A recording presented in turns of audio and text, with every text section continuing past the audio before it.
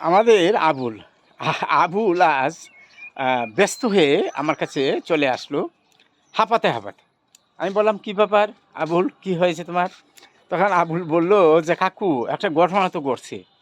আমি যে, ঘটনা তো তোমার প্রায়ই ঘটে, কি ব্যাপার, কি ঘটনা ঘটলো এমন?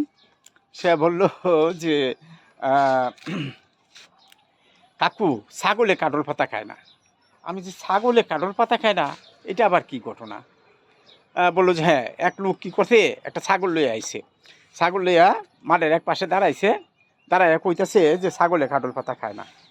তো ছাগলে কাঠল পাতা খায় না, তা মানুষে আইসে বীর জমাইছে, বীর জমাইয়া মানুষ বলছে যে, ঠিক আছে আবুল, তুই যাচ্ছে একটা কাঠলের ডাল লয়ে আয়। তখন আমি কি করছি, দৌড় দিয়ে পাতাগুলো একটা কাঠলের ডাল লয়ে গেছি, নিয়ে আমি দিতে চাইছি, বেটা কয় যে না, আমার কাছে দাও। তখন বেটার কাছে দিছি, বেটা কী করছে, বাম হাতে কাঠলের ডালটা ধরছে, আর আতো একটা ডাইন আতো একটা লাঠি, শুধু একটা লাঠি, লাঠি দেখে পরে ওই কাঠলের পাতা দেয়, ছাগল তো আর খায় না।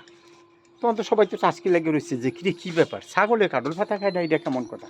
তখন মানুষ কইতেছে, ঠিক আছে, ওই কাকুরে একটু খবর দিচ্ছে, কাকু আয়া বিষয়টা একটু দেখো, এটা কী কী ব্যাপার, ঘটনাটা একটু বুঝো।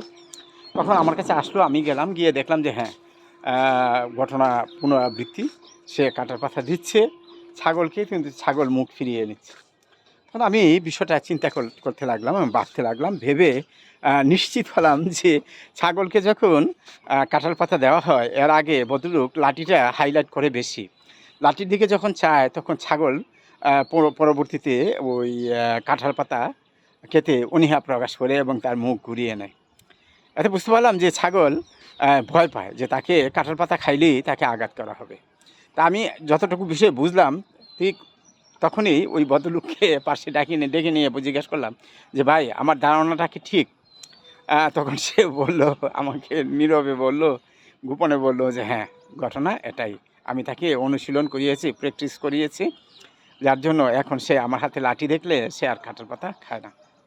আমি বুঝতে পারলাম যে ছাগল তার মালিকের আইন বা শাসন মেনে নেয় যে কাঁঠাল পাতা খেলে তার অপরাধ হবে এবং সে শাস্তি ভোগ করবে, এর জন্য কাঁঠাল পাতা খায় না।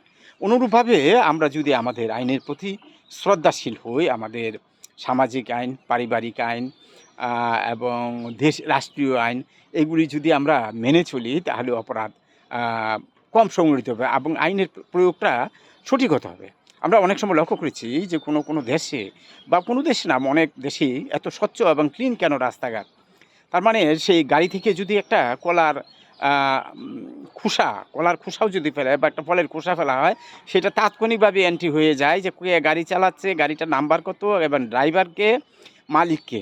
তখন এটার মধ্যে তার ওই একটা পানিশমেন্ট হয়ে যায় এবং পানিশমেন্ট সে দিতে বাধ্য, যার জন্য সেখানে ওই রাস্তাঘাট এত পরিষ্কার পরিচ্ছন্ন। কিন্তু আমরা আমাদের ওই যে সামাজিক কর্তব্যগুলি, ময়লাটা যেখানে সেখানে ফেলে দিই, যার জন্য আমাদের শহর অসুস্থ। আমরা আমাদের ড্রেনগুলি বন্ধ করে ফেলেছি, আমরা আমাদের নদী, খাল, বিল প্লাস্টিক আবর্জনা, নিজস্ব আবর্জনায় ফেলেছি, নির্ধারিত জায়গায় ফেলি না, পৌরসভার জায়গায় রাখি না। এই যে বিষয়গুলি, এছাড়া আরও অনেক বড় বড় অপরাধ ঘটছে, যা অপরাধ ঘটে, যার যে সুষ্ঠুভাবে আইনের প্রয়োগ হয় না। তো যখনই আইনের প্রয়োগ হবে, মানুষ বা আমরা এগুলি ভয় পাবো এবং অপরাধ করা থেকে বিরত থাকবো। তো আমরা ছাগলের কাছ থেকে যে বিষয়টা আমরা শিখলাম, এটার প্রতি শ্রদ্ধাশীল হব, অবশ্যই আমরা আইন মানব এবং আইন মেনে চলবো। আমরা সুন্দর হব, আমাদের সমাজ সুন্দর হবে, আমাদের দেশ সুন্দর হবে। ধন্যবাদ সকলকে।